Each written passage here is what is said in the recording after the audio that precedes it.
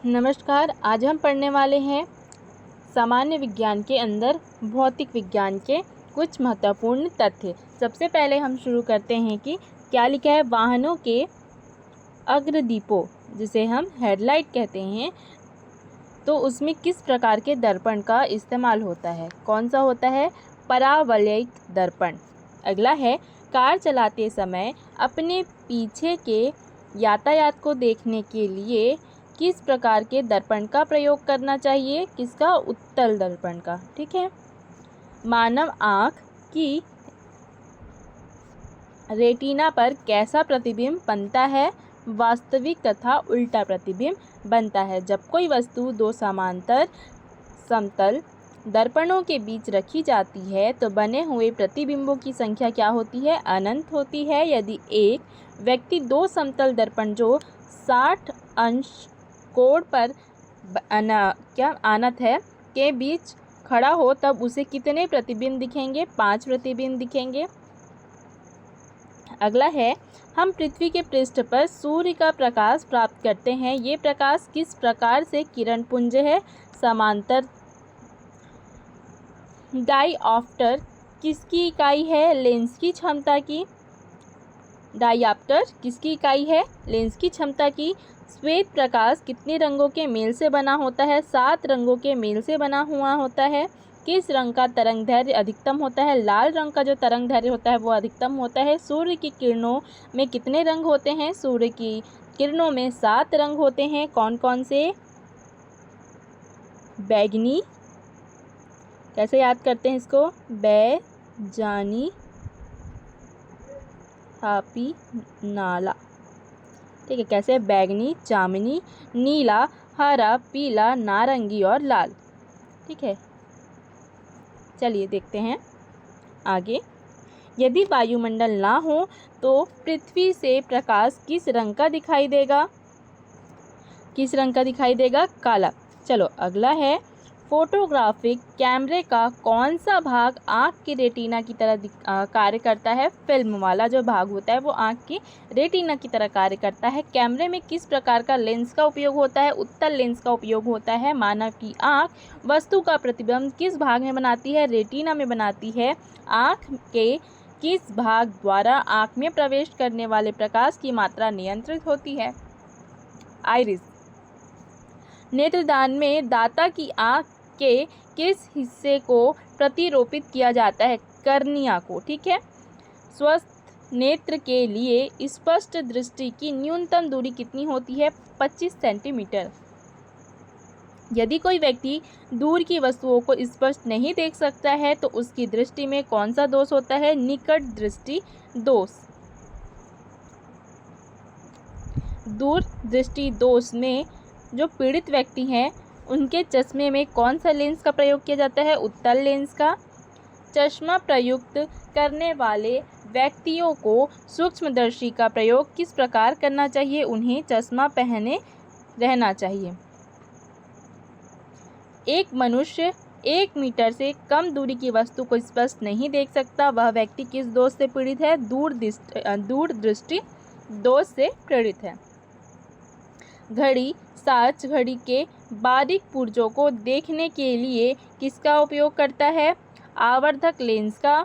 दूर की वस्तुओं के निरीक्षण के लिए किस प्रकाशिक यंत्र का उपयोग किया जाता है? दूरदर्शी का।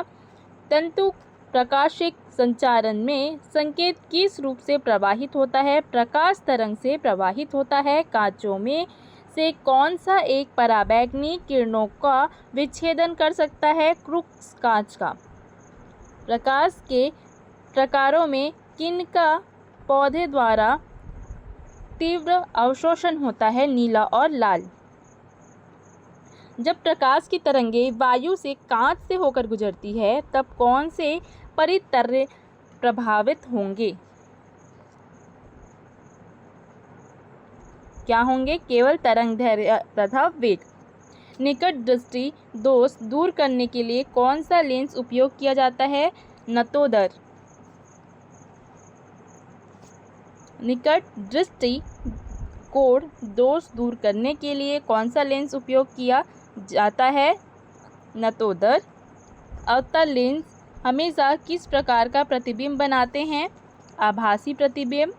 संचार में प्रयुक्त फाइबर ऑप्टिक केबल किस सिद्धांत पर कार्य करता है? प्रकाश के पूर्ण आंतरिक परावर्तन पर कार्य करता है। ठीक है। श्वेत प्रकाश को नली में कैसे पैदा करते हैं? तंतु को गर्म करके। प्रकाश की गति किसके बीच से जाते हुए न्यूनतम होती है? कांच के बीच से जाती हुई न्यूनतम होती है। किस तिथि को दोपहर को आपकी छाया सबसे छोटी होती है? 21 जून को। फोटॉन किसकी मूलभूत यूनिट मात्रा है?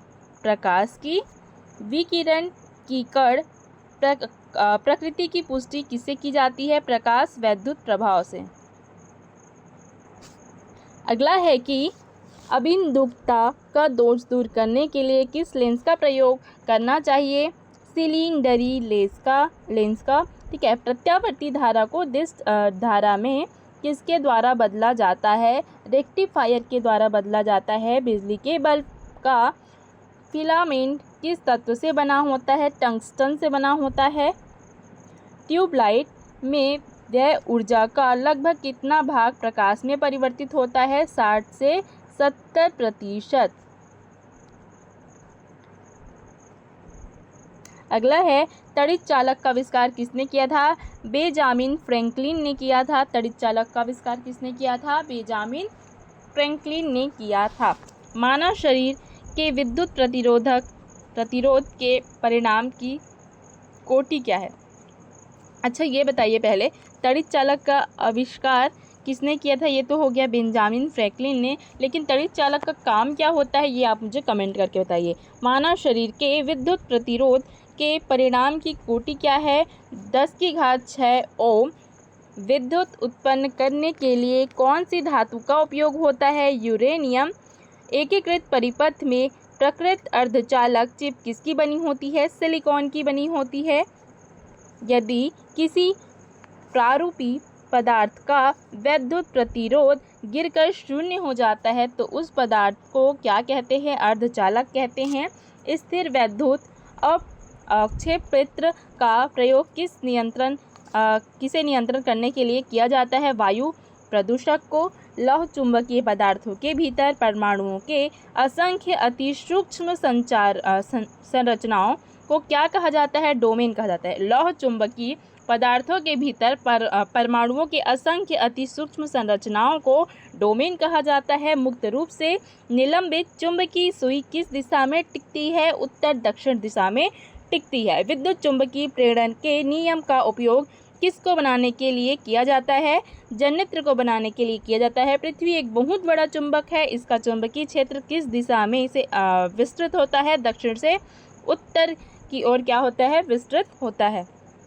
कि जिस तत्व में परमाणु में 2 प्रोटॉन 2 न्यूट्रॉन और 2 इलेक्ट्रॉन हो उस तत्व का द्रव्यमान संख्या कितना होता है? 4 होता है। पृथ्वी की आयु का निर्धारण किस विधि द्वारा किया जाता है? यूरेनियम विधि द्वारा।